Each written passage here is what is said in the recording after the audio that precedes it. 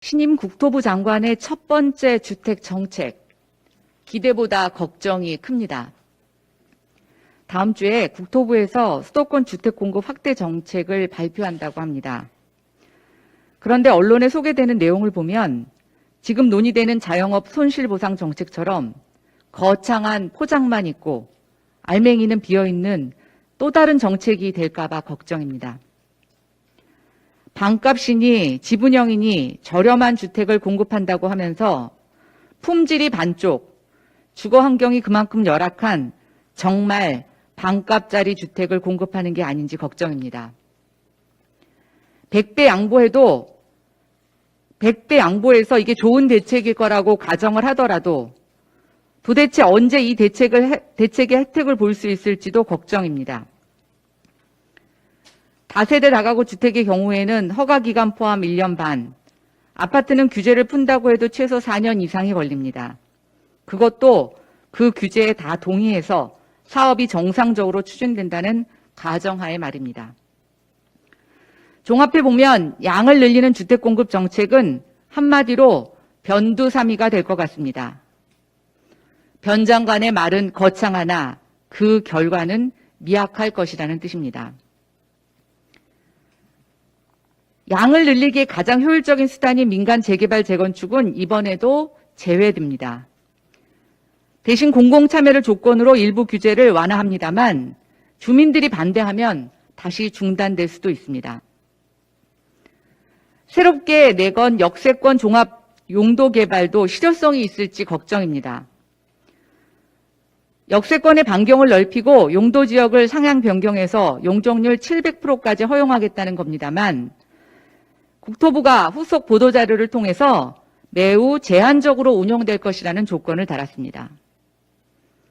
그도 그럴 것이 모든 역세권을 이렇게 개발한다면 정말 그건 미친 짓이기 때문입니다. 사선 제한 등 건축 규제 완화도 비슷합니다. 이런 규제 완화로 주택이 기존보다 20% 정도 더 늘어난다는 사업자들의 의견을 인터뷰한 기사를 보았습니다. 너무 장밋빛 전망입니다. 사선 제한을 잘못 풀면 정말 엉터리 같은 품질 낮은 주택만 양산될 것입니다. 그런 주택 주변의 민원도 크게 증가할 것입니다.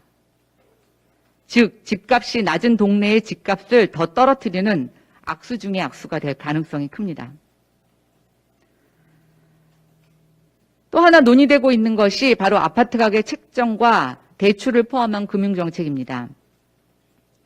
공공자가주택이라는 이름으로 명명되어서 불리고 공유형 모기지 방법을 쓴다고 합니다. 결론만 말씀드리면 처음엔 시세보다 싸게 주겠으나 나중에 시세 차익을 국가와 나누어야 합니다. 더 이상 로또 아파트를 만들지는 않겠다는 겁니다만 국민의 입장에서 보면 싸게 받지만 나중에 이것을 팔고 다른 주택으로 이전하기가 어려운 꼬리표가 붙는 정말 반쪽짜리 주택입니다. 집값이 오르면 그 수익을 금융기관과 나누어야 합니다. 그러나 집값이 떨어지면 그 손실은 오로지 국민만, 주택 소유자만 지게 됩니다. 뭐가 되게 좋아 보이기는 하는데 당장이 아니고 물량도 쬐끔이라고 합니다.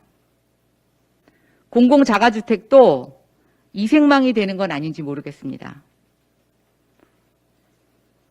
이번 주택공급 정책은 자영업 손실보상제도처럼 서울시장 재보궐선거에 맞춘 그저 당장의 민심을 달래기 위한 희망 고문이 될 것 같습니다. 그래서 걱정입니다. 이젠 집값 걱정보다 정부 정책이 망쳐놓을 우리 동네, 우리 도시가 걱정입니다.